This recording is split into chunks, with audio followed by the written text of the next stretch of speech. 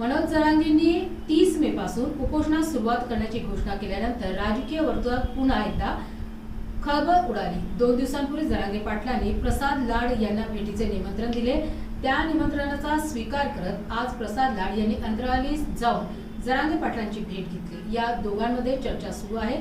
जर यामध्ये लाड यांनी जरांगे यांना त्यांचे 30 मे पासून सुरू होणारे संभाव्य आंदोलन उन्हाचा तडाखा पाहता व मशागतीचे दिवस सुरू झाल्याने आंदोलन मागे घेण्याचे आवाहन केले, त्यावर जरांगे यांनी सध्या तरी कोणतीही भूमिका स्पष्ट केली नाही। पण सरकारने मराठा समाजाला अद्याप सरसकट कुणबी प्रमाणपत्र का दिले नाही असा प्रश्न विचारत लाड यांची कोंडी करण्याचा प्रयत्न केला।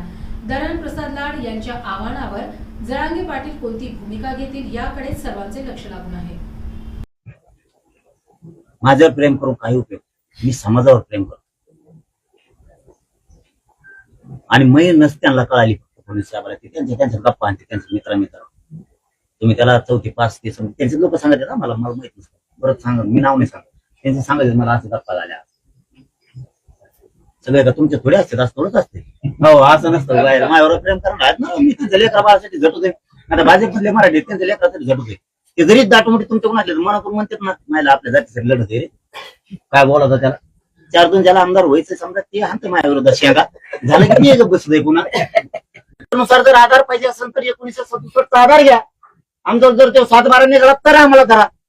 त्याच्यात कोणतं कायदा सोडून बोलताय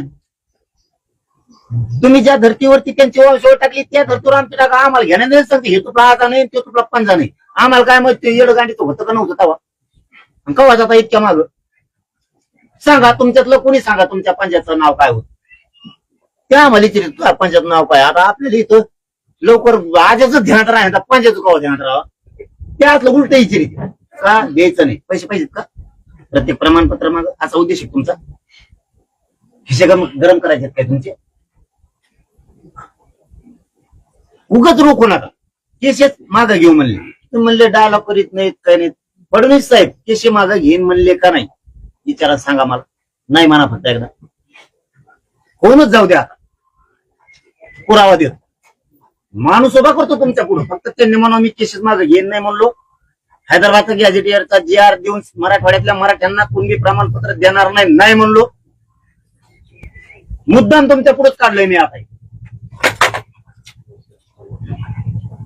बलिदान गेलेल्या कुटुंबाचा विषय मार्गी काढत नाही म्हणले म्हणा ना तुम्ही। आज मीडिया पुढे बी हे पहिल्यांदाच येत नाही म्हणले म्हणा तुम्ही। ते जर नाही म्हणले तर मी माणूस उभा करतो, त्यांचाच माणूस त्यांच्याच पुढे उभा करतो। तुम्ही म्हणले का नाही? तुम्ही म्हणलात ना, तुम्ही बोलतच नाहीत, आवडत्यालाच बोलतात, आवडतेच मंत्रीला हे करतात।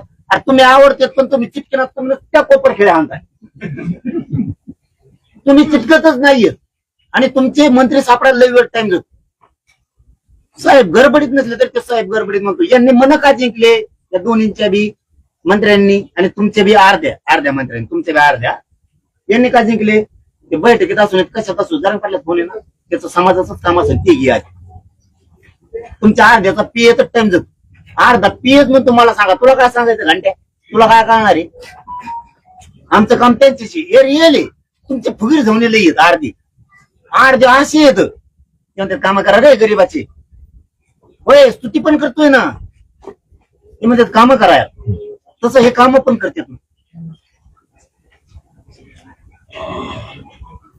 फडणवीस साहेबांबरोबर बोललो, त्यांनाही सांगितलं करा म्हणून, म्हणा त्यांना नाही म्हणलो, काय साधा विषय ना। तुमच्या प्रश्नाचे उत्तर मी सगळे दिलेत। तुम्ही म्हणला समितीशी बोलत नाहीत, 8 दिवस जाऊ दिले नाही, विखे पाटलाला 2.5 घंटे सांगत होतो दवाखान्यात मी मला भेटायला देतो। तुम्ही नाव कमवा, समाजाचं कल्याण करून नाव कमवा। होते हे होते, आता माझ्या ध्यानात आलं हे मित्र म्हणतो, हे चेहरा बघितलं तर वाटतं बँकेने 1,500 केस केला आपण अण्णासाहेब पाटील। मग आता हे माझ्या ध्यानात आले, मी बोललो का नाही त्यावेळेस तुमचं उत्तर तुम्हाला मिळालं, फक्त तुम्हाला माहित नसेल हे काय करते एका सोडून घाल। तुमचं चांगलं चाललंय तर द्यावा रवाजी ते मित्र पक्षात। खरं सांगतो मी, ते माणसाला इमानदार आहेत, शिंदे साहेब सुद्धा इमानदार, तो माणसाचा गर्वच नाहीये। मी स्तुती करायला मोकळा त्यांनी काय आठवण दिली नाहीत मला कवा, मी काय गद्दार मिंदा फिंदा नाहीये, कोणाचा रुपया घेतलाय काय केला ते कोणाचा पाठपुरावा न झाल्यामुळे झालेलं असतं। पण दादानी सांगितल्यानंतर मी आज दादाला विनंती करायला आलोय भाऊ म्हणून की तुमच्या मागण्या तुम्ही मला सांगितल्यानंतर मला जर तुम्ही काही काळ दिला तर त्या काळात मी त्या तुमच्या मागण्या पूर्णत्वाकडे नेण्यासाठी 100% प्रयत्न करेन. मी माझा एक शब्द देखील सांगितला होता, मागण्या पूर्ण नाही झाल्या तर मी माझ्या आमदारकीचा राजीनामा देईन आणि तो समाजासाठी देईन. कारण मी समाजाचा कार्यकर्ता आहे. पहिल्या जातीसाठी माती खायला मी तयार आहे. आज मराठा समाज हा देशामध्ये सगळ्यात मोठा समाज आहे. आज 7 कोटीपेक्षा जास्त लोक मराठा समाजाची इथे आहेत. लोक आमच्या आपापसांमध्ये भांडणं लावायचा प्रयत्न करतात. आज मी दादाला भेटायला आलो तर कोणतरी काहीतरी बोलायला लागलं. असं आहे की एका भावानी 2 भावांमध्ये भांडणं असतात. एका भावानी लहान भावाला बोलवल्यानंतर लहान भावानी येऊ नये ही आपली मराठा समाजाची संस्कृती नाही, प्रथा नाही. आणि आज जे संस्कार या देशावरती आहे ते मराठा समाजाकडून आलेले संस्कार आहेत. छत्रपती शिवाजी महाराजांनी दिलेले संस्कार आहेत. माता